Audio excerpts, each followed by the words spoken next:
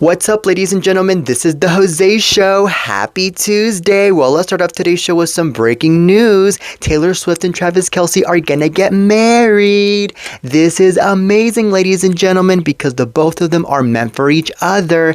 They are very loving, very caring, and very supportive of one another. And the proof is that Taylor Swift has always been there for Travis Kelce in his games, and Travis Kelce has always been there for Taylor Swift in her own shows. And I think that is definitely amazing. Now, I really sense, by the way, that the both of them are going to go down this route, because I remember a while back Travis Kelce was mentioning something about wanting to get serious towards Taylor Swift. And I even noticed how happy he was already with Taylor Swift at the time and all of that other stuff. And I was like, you know what? This marriage is definitely going to happen. I can smell it. And what I'm also noticing here is that this guy really is that type of guy that when he says something, he'll actually do it. He's not that type of guy that will say something and then he won't do it. And I am so glad that he's that type of guy, because this just comes to show that this guy is actually down for a lot of things. And that is something that I like, and that is something that Taylor Swift, of course, likes. That's for sure. So that is the reason to why Taylor Swift is going to get married to this guy, and she said yes.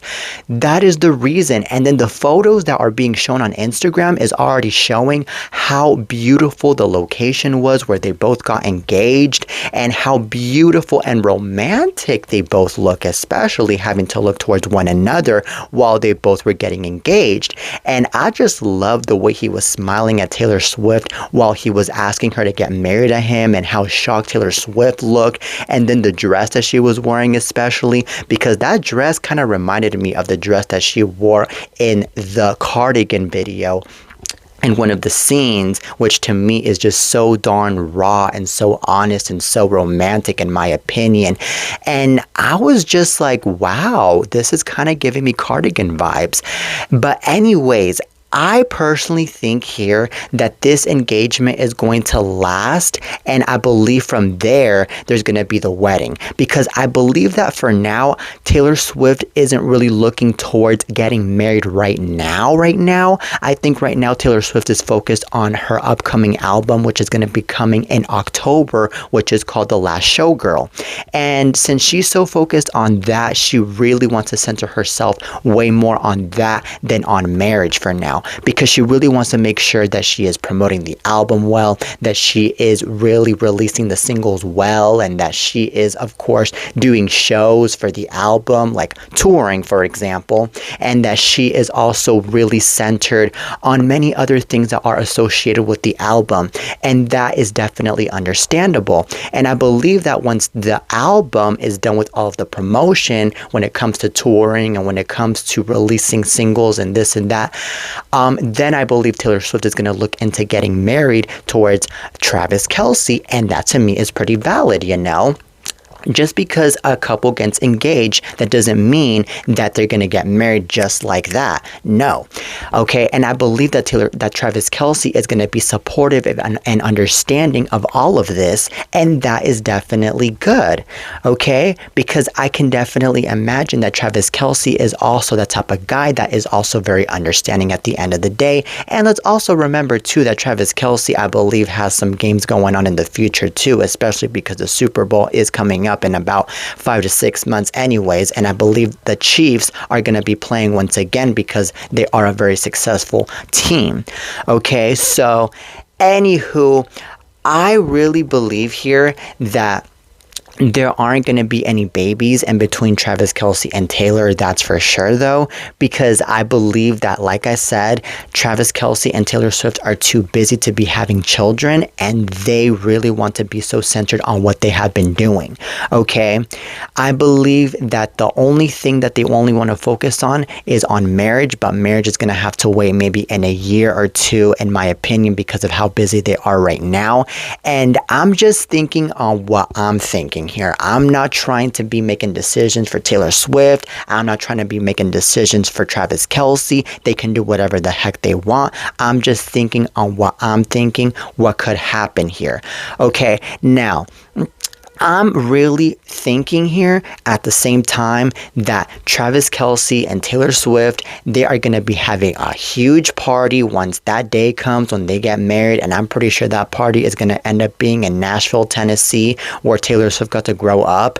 Because if there's one thing that Taylor Swift wants is for her to celebrate her special day in the state and city where she grew up in, where she really had a really good time in while she was a child, while she was a teenager. And her family, I'm pretty sure, lives all the way in Tennessee anyways. And I'm sure that Travis Kelce would love to be in Tennessee anyways, because Tennessee is a really nice state anyways. Okay, so anywho, I can imagine that the invites are going to be huge names, just like maybe Katy Perry, maybe Selena Gomez. We're maybe going to see Blake Lively, if Blake Lively and Taylor Swift are Gucci by then. And I also believe that, of course, Taylor Swift's family is going to be there. Travis Kelce's family is also going to be there. And many other big names are going to be there. So I am definitely looking forward towards that day. That's for sure. Okay. So I believe here that this is definitely a historical day. August 26th of 2025, the day that Taylor Swift gets engaged to the one and only Travis Kelce. Okay, and I am hoping that this engagement is going to turn out to be a wedding, and it's not going to turn out to be just an engagement and then a breakup, just like what happened in between Taylor Swift and the one and only Joe Alwyn. Because I remember that Taylor Swift and Joe Alwyn were together for a while, and then they got engaged, and they were engaged for a while, and then unfortunately they ended up breaking up because of the fact that Taylor Swift was too busy with her stuff and Joe Alwyn was busy with his stuff, I believe. So I'm hoping that things do not turn out that way. And between Travis Kelce and Taylor Swift, I'm hoping they are able to find time right after the last Showgirl release, right after Taylor Swift is done promoting the album of the last Showgirl, to find that time in order to get married to Travis Kelce. And I hope that Travis Kelce gets to find time after he is done with his football games to get married to Taylor Swift, and they will live a happily ever after type of thing. Okay, I mean, definitely. I predict this to be a Cinderella and Prince type of story thing. I really do. Okay, but anyways, congrats to Taylor Swift and Travis Kelce on their engagement. This is amazing. I cannot believe it. Now on to the next topic. Now let's talk about Brooke Snyder. So Brooke Snyder's risque style finally hit a wall because daytime TV wasn't having any of it, forcing her to scramble last minute for a wardrobe swap before the cameras rolled. So TMZ spotted Brooke striking her signature poses before Good Morning America this morning in a cleavage-popping mini dress that left very little to the imagination, but when she reappeared post-interview, she was draped head to toe. Okay, so Brooke swapped into a classic white tee and blue jeans, still stylish but fully covered, and joked to us the switch was cause, well, her boobies were doing the most for morning TV. Still, she told us Pamela Anderson's her style muse, so covering up for a minute isn't about to dim those bombshell vibes, and she doubled down by joking about the outfit swap on TikTok too. Alright, so apparently, this is really funny and this is really weird at the same time that Brooke Snyder thought it was okay for her to be exposing her breasts on Good Morning America, considering that Good Morning America is a family show. Like, she really needs to take that into consideration, because I think that the only thing she's doing here is she's actually ruining the ratings for Good Morning America, because I don't think that anybody is going to be watching something like this on daytime TV, especially if there are children watching. And what I think here is that Brooke Snyder maybe got a little bit confused and thought that showing a little bit of her boobs on Good Morning America was actually very okay, because at the end of the day, it's human nature. I mean, I understand that it's human nature, but you also need to understand that sexual content isn't really okay on daytime TV, okay? Because I think that the thing here is that First of all, ABC does not want to get sued, or Good Morning America doesn't want to get sued. Second of all, I think that it's just a horrible representation of her to be showing off what she's supposed to keep into her own privacy on Good Morning America. Okay. So there's also that, and by already looking at the photos here on TMZ, by the way, I do notice that she was showing a little bit too much on her own breasts, and that it was already going to a point where, she was kind of starting to act like she was on OnlyFans or something. I'm not trying to criticize Brooks Nader. I'm not trying to be judgmental towards Brooks Nader. I'm just trying to say what I think here. And I'm just trying to say what's best, especially for the morning show. Okay? So I think that when she got swapped clothes into covering up her whole entire body, I thought that was 1,000 times better. I thought that was more friendly for the daytime TV. And I think that that was definitely a better representation here. And because especially she looked 1,000 times more decent. Okay, so anyways, Brooks Nader, the next time that you think about going into daytime television, I highly suggest that you keep uncovering your body and that you keep it daytime friendly, okay? Because if you're not going to be keeping it daytime friendly, I'm sorry, girl, but I think that there are higher chances that you are not going to get invited into a morning show ever again, and I think that is the last thing that you want. All right, now on to the next topic. Now let's talk about Lil Nas X. So Lil Nas X is breaking his silence over his arrest and subsequent felony charges. He says it's been a terrifying few days, but he's going to be just fine. So the Old Town Road rapper just posted on his Instagram story recording a selfie video where he addresses his naked arrest for the first time. So Lil Nas X stares into the camera and declares, "Your girl is going to be okay. She's going to be all right." So he then laughs to himself and admits his arrest time in jail and court appearance were part of a effing terrifying last 4 days, but he again adds that he's going to be okay. Alright, so Nas seems in good spirits after posting $75,000 bail. This despite 4 felony charges against him and allegations he assaulted the police officers who were trying to arrest him for his naked jaunt down Ventura Boulevard in Studio City in LA. Alright, so Lil Nas X pleaded not guilty to the charges and he seems confident here this legal storm will pass. So this is what I think. I think that it is really insane that Lil Nas X went onto social media to be addressing what he went through, because I believe that he should be off of social media, because I think it was so darn embarrassing what he went through, and a lot of people are going to be DMing him a bunch of laughing emojis, a bunch of insults, and a bunch of other things that he does not want to see. And it's also really darn embarrassing at the same time that he was just on the camera staring at it and just saying a few words instead of just, like I said, being off of social media. So anyways, I think here that this whole entire situation that Lil Nas X went through is a whole entire life lesson, because now that he got arrested for battering a police officer and he is facing other charges, I think that now he's going to be learning on what he should be doing and what he should not be doing, okay? What he should be doing is that he should be staying at his home, minding his own business, especially throughout the early hours of the day, maybe sleeping, maybe watching TV or doing whatever a decent person should be doing, instead of going out, getting naked, walking around, and then hitting a police officer and getting crazy.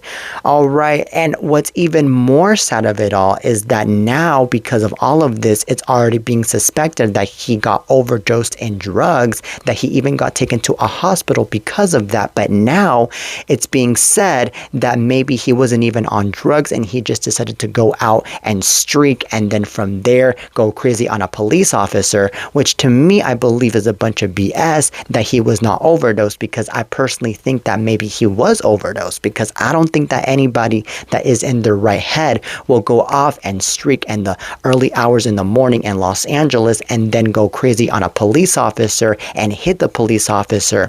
No. So anyways, I think here that this is definitely something that I believe people are already suspecting, that maybe Lil Nas Nas X is not on drugs, because of the fact that maybe people are all like, well, maybe Lil Nas X is actually like that. Maybe he's just crazy. Maybe he's just weird. I mean, yes, I understand that Lil Nas X is kind of weird and he's kind of crazy-ish in a way, but I don't think that his craziness and his weirdish would ever go off to that extent where he would go off and streak, and then he would go off and get so crazy on the police officers. Okay, I really don't think so. So this is really concerning to me. This is really a huge alarm towards me. And I believe that Lil Nas X definitely needs a lot of help at the end of the day. Now, I am so glad that he was able to post bail for out of jail, and that he is still not in jail. Okay, but what's really insane to me though is that he was in jail for 3 days, because I have never heard of a situation where somebody ends up in jail for 3 freaking days and then they get out. I mean, I would usually hear that somebody gets in jail for just 1 day and then they go out and that's it. But anyways, since this guy has pleaded not guilty, and I believe he is going to have really good lawyers, because I mean, at the end of the day, he does have the money for really good lawyers, maybe there are chances that he will be off the hook, or maybe there will be chances that he will have lighter consequences out of all of this. But this is just a maybe though, because there are also maybe chances that he is going to be facing a bunch of prison time, and he's going to be facing heavier consequences along with that, because what Lil Nas X did wasn't just anything. It was something that was very delicate, especially because he ended up disrespecting and laying a hand on a police officer, which to me is definitely a felony. It's definitely something that is so horrible, so horrifying. Okay, and if there's something that the police officers don't want, is for them to get disrespected in all levels, nor especially get the hit by somebody. Heck no. So anyways, Lil Nas X, I send you my heart, I send you my prayers, I send you lots of luck throughout these horrifying days that you have been going through, and I really hope that you are not going to be making any more mistakes after this. Okay, now on to the next topic. Now let's talk about Bruce Willis. So Bruce Willis's wife, Emma Hemming Willis, is opening up about the Die-Hard actor's heartbreaking health struggles. Well, in a preview of her sit-down with Diane Sawyer airing Tuesday night on ABC, which is tonight by the way, the 47-year-old model shared how her husband, who was diagnosed with frontotemporal dementia in 2023, is doing today.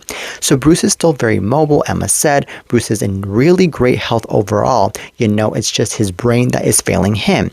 So Emma, who married the 70-year-old actor in 2009 and shares daughters Mabel 13 and Evelyn 11 with him, admitted the family has had to make adjustments as his condition progresses. So his language is going, she revealed, noting they've learned to adapt, to communicate with him in a different way. Alright, so when Sawyer asked if there are still glimpses of the old Bruce, Emma said, "We still got those days, not days, but we get moments." It's his laugh, right? Like, he has such like a hearty laugh, and you know, sometimes you'll see that twinkle in his eye or that smirk, and you know, I just get like transported. So fighting back tears, she added, and it's just hard to see because as quickly as those moments appear, then it goes. It's hard, but I'm grateful. I'm grateful that my husband is still very much here.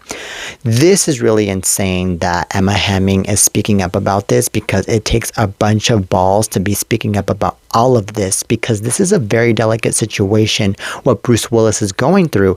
I feel so bad for Emma Hemming, for Bruce Willis, and for the rest of the family. And personally, I'm hoping and praying that this guy is going to be around at least for another 10 years or 5 years, even though to me it seems a little bit possible because of the fact that dementia, unfortunately, is so darn bad, and unfortunately a lot of people have passed away due to dementia. And you know, Bruce Willis unfortunately is already in his older ages. He's already 70 years old, and dementia hits even harder towards people in those ages. But it's really nice to know that Emma Hemming and the rest of the family is still there for him, and they're still really caring towards him, especially Bruce Willis's ex, Demi Moore, who has been speaking up about him especially, and who has been really supportive of him and everything, and for an ex to be there for you, I mean, that's already saying a lot about Bruce Willis, that Bruce Willis has been a really good person towards Demi Moore, to the point that Demi Moore still cares about Bruce Willis despite the both of them no longer being a thing. And the fact that Demi Moore is there for Bruce Willis, to me, is very comforting, and it's actually really good in a healthy way towards Bruce Willis, because Bruce Willis is acknowledging that he has people that are there for him, and that he's not alone, and that he definitely feels more energetic in a way, What really makes me happy, though, is that Emma Hemming is saying that this guy, Bruce Willis, is healthy and that he is in good spirits, supposedly, and this and that, which to me is a good thing, because, that's already showing a really good sign that at least he still has some good in him, and that he is not 100% in bad spirits. Because, if he were to be 100% in bad spirits, then we would be predicting his death, I think, by the end of this year. And that would be horrible, horrible news, obviously. Okay, but anyways, I am so happy, though, that Bruce Willis is still with us and that he is a strong man, because I can tell that he is a strong man. And, at the end of the day, I'm also really happy that Bruce Willis still has his little things here and there with his family. He still recognizes his family. He still communicates with his family pretty decently. And that, they still have the family still has those moments with Bruce Willis where they recognize how he is in a humorous way, and this and that, and that at the end of the day, there is no thing where, things get so horrible to the point that there's any violence being involved, or there's no stupidity being involved in terms of, maybe him going very violent towards, I don't know, Emma Hemming, or him going violent towards the family and this and that, because I haven't heard that at all from the family, that Bruce Willis is like that.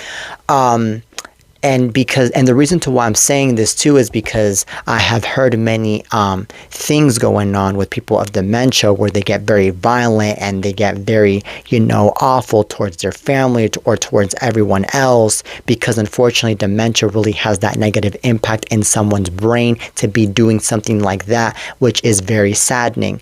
So anyways, my hearts and prayers go out to the whole entire family of Bruce Willis, and especially towards Bruce Willis. We love you. All right, now that is it for today's show, ladies and gentlemen. I really hope you guys enjoyed today's lovely episode of The Jose Show. Till next time, and peace.